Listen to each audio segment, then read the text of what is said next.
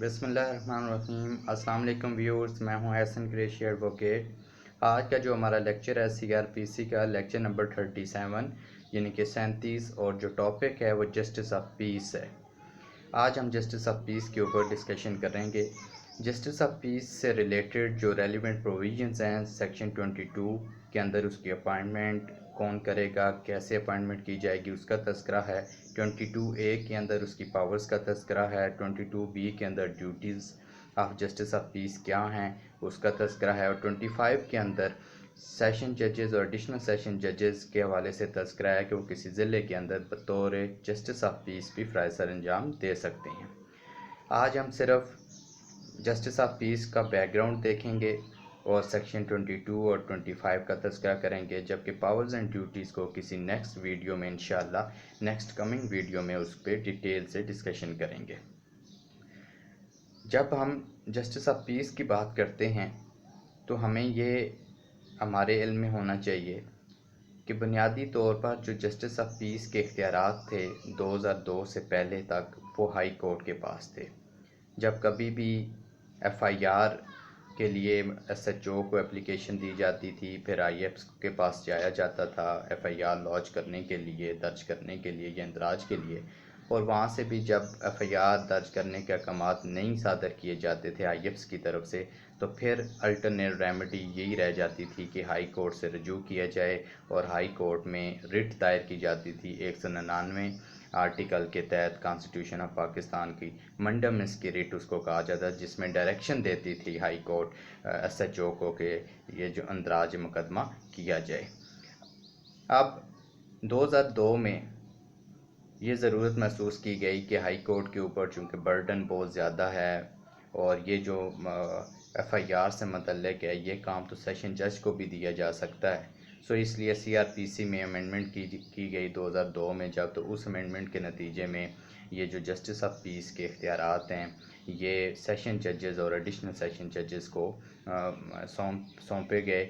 अब 2002 से पहले ये इख्तियारात हाई कोर्ट के पास थे। अब 2002 के बाद ये इख्तियारात सेशन जज और एडिशनल सेशन जजेस को सौंपे गए। अब ये तो इसका बैकग्राउंड हो गया। अब हम सेक्शन 22 को हम पढ़ लेते हैं। सेक्शन 22 के अंदर जो लिखा गया है, द प्रोविंशियल गवर्नमेंट में by notification in the official gazette appoint for such period as may be specified in the notification and subject to such rules as may be made by it any person who is citizen of Pakistan and as to whose integrity and suitability it is satisfied to be a justice of peace for a local area to be specified in the notification, and more than one justice of peace may be appointed for same local area। ये justice of peace का की appointment से मुतल्लिक कौन appoint करेगा ये 22 के अंदर है। इससे रिलेटेड हमने 7 क्वेश्चन बनाए हैं व्यूअर्स की आसानी के लिए। जब वो 7 क्वेश्चंस क्लियर हो जाएंगे तो 22 सेक्शन भी क्लियर हो जाएगा। पहला क्वेश्चन ये हो सकता है कि जस्टिस ऑफ पीस के कौन से रेलिवेंट प्रोविज़न है जस्टिस ऑफ पीस की, तो उसमें आप बता सकते हैं कि 22 सेक्शन रेलिवेंट है, 22A, 22B और 25 के अंदर इसका तज़किरा है जस्टिस ऑफ पीस से मुतल्लिक। दूसरा क्वेश्चन ये हो सकता है कि जस्टिस ऑफ पीस को कौन अपॉइंट कर सकता है, तो प्रोविंशियल गवर्नमेंट उसको अपॉइंट करती है।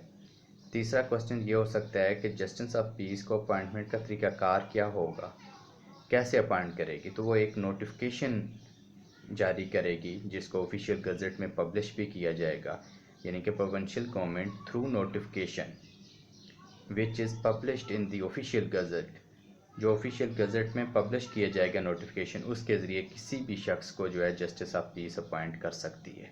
चौथा क्वेश्चन है कि जस्टिस ऑफ पीस कौन हो सकता है और उसकी क्वालिफ़िकेशन क्या होगी। कोई भी शख्स जस्टिस ऑफ पीस हो सकता है और उसकी क्वालिफ़िकेशन में पहली बात यह है कि वो पाकिस्तानी शहरी हो।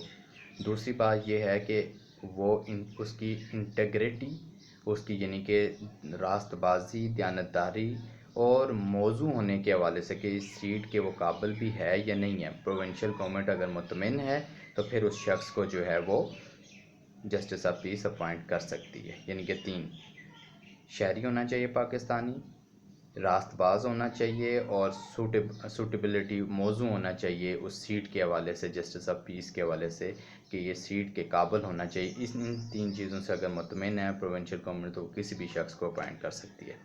نیکسٹ جو ہمارا کوسچن ہو سکتا ہے کہ جو جسٹس آف پیس کی مدت کا تعین کہاں ہوگا، وہ بھی اس کا جواب ہے کہ وہ بھی اس کی نوٹیفکیشن جب وہ کرے گی پروونشل گورنمنٹ تو اس کے اندر جو ہے اس کی نوٹیفکیشن کا تعین کیا جائے گا۔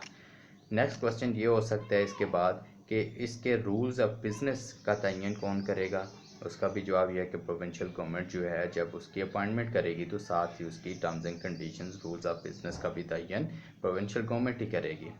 نیکسٹ اس کے بعد جو ہمارا کوسچن ہو سکتا ہے کہ کیا ایک ایریے کے اندر ایک سے زیادہ جسٹس آف پیس اپوائنٹ کیے جا سکتے ہیں، تو اس کا جواب ہے جی بالکل، ایک ایریے میں ایک سے زیادہ جسٹس آف پیس اپوائنٹ کیے جا سکتے ہیں۔ اب ویورز، یہ تو جسٹس آف پیس کے حوالے سے کہ اس کی اپوائنٹمنٹ کون کرے گا، کیسے کی جائے گی، کون شخص جسٹس آف پیس ہو سکتا ہے، اس کے اوپر ہم نے ڈسکشن کر لی۔ انشاءاللہ نیکسٹ ویڈیو میں ہم جسٹس آف پیس کی پاورز کو ڈسکس کریں گے ان ڈیٹیل، کہ اس کی ایف آئی آر اگر لانچ نہیں کی جاتی تو 22A کے تحت جب ہم آتے ہیں تو وہاں بھی اگر ایف آئی آر کا آرڈر ہو جاتا ہے یا نہیں ہوتا تو پھر ہمارے پاس کیا ریمیڈی ہے، اگر ہو جاتا ہے تو اس پر عمل درآمد نہیں ہوتا تو پھر کیا ریمیڈی ہے، تو نہیں ہوتا 22A میں بھی نہیں ہوتا تو پھر کیا ریمیڈی ہے ہمارے پاس، ہم کہاں جائیں گے، اس کے اوپر ہم ڈسکس کریں گے۔ مجھے امید ہے کہ آج کا لیکچر آپ کو یقیناً سمجھ آیا ہوگا، اور اگر آپ کو میرا لیکچر پسند آیا ہے تو میرے چینل کو سبسکرائب کیجئے، دوستوں سے شیئر کیجئے، بیل آئیکن کو بھی پریس کیجئے تاکہ میری ہر نئی آنے والی ویڈیوز کا نوٹیفیکیشن بر وقت آپ کو مل سکے، اور کمنٹ سیکشن کے اندر اپنی قیمتی آراء سے بھی آگاہ کیا کریں تاکہ نالج شیئرنگ کی اس عمل میں مزید بہتری لائی جا سکے اور ان قیمتی آراء کی روشنی میں اس عمل کو جاری و ساری رکھا جا سکے۔ والسلام۔